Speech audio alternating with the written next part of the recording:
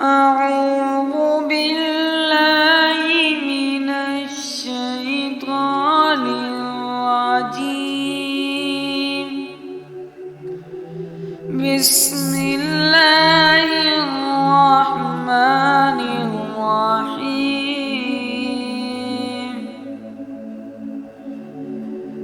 القارعة ما القارعة وما أدراك ما القارعة يوم يكون الناس كالفراش المبثوث وتكون الجبال كالعهن المنفوش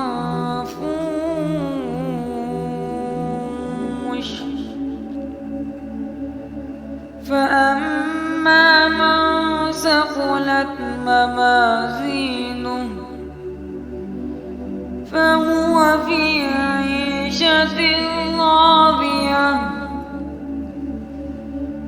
وأما من خفت موازينه فأمه هاوية وما أدراك ما هي نار حامية. صدق الله العظيم.